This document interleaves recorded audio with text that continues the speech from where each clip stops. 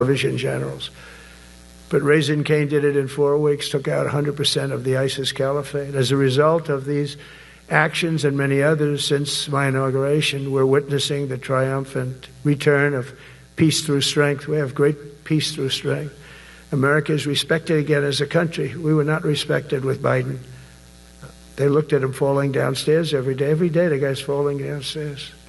He said, "It's not our president. We can't have it." I'm very careful, when I walk downstairs, like I'm on stairs, like these stairs, I walk very slowly. Nobody has to set a record. Just try not to fall, because it doesn't work out well. A few of our presidents have fallen, and it became a part of their legacy. We don't want that. You walk nice and easy. You don't have to set any record. Be cool. Be cool when you walk down, but don't pop down the stairs. So one thing with Obama, I had zero respect for him as a president, but he would bop down those stairs. I've never said, da-da, da-da, da-da, pop, pop, pop.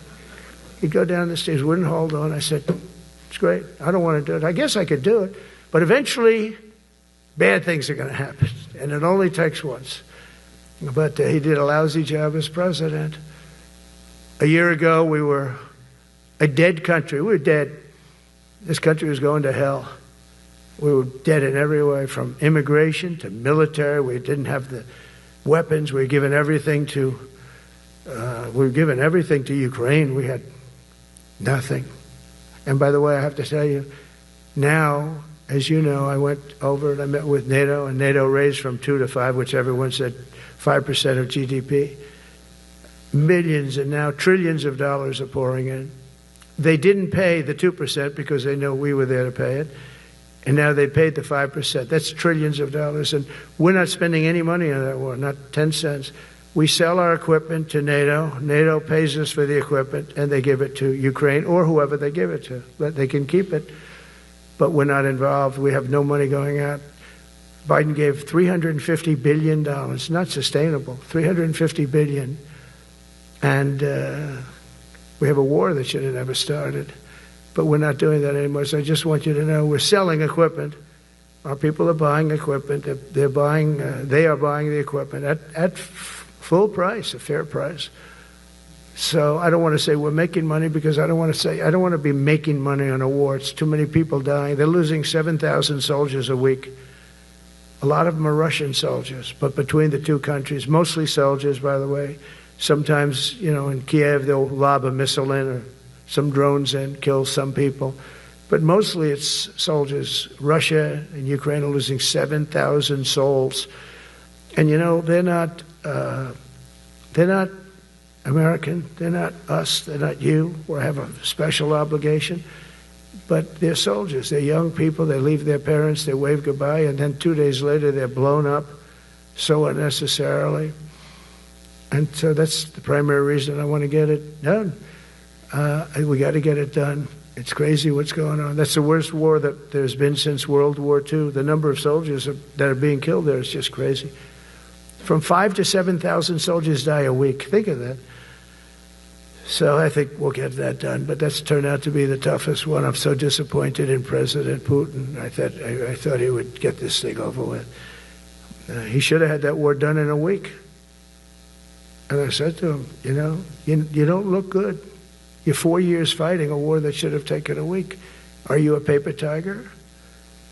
And it's a shame. But I think eventually we'll get that one done, just like in theory, I want to knock on wood, because you never know.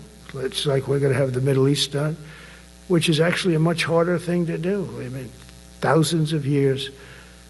But we have to get that war done. So now just think of it, we're a dead country. I was with the King of Saudi Arabia, a great guy. I was with the Emir of Qatar. I was with the great leadership of UAE. I was over there. We brought back $2 trillion and more. They ordered 200 planes, Boeings. They ordered so much, and they were great. But they all said essentially the same thing. They said, 1 year ago, you were a dead country, and now you're the hottest country anywhere in the world. We're the hottest country in the world right now. The absolute hottest country in the world. There's nobody even close. Putin said that to me. We met in Alaska, had a good meeting. Then he went back and started sending drones into Kiev. I said, I thought we had a good meeting. But it's one of those things. But we were a dead country a year ago. And now we're the hottest country anywhere in the world. Think of that. You can be proud of that. And you must have felt like hell when you have a wife or a husband at home and you used to read the numbers that we can't get people to join the Army, Navy, Air Force, Marines, Coast Guard.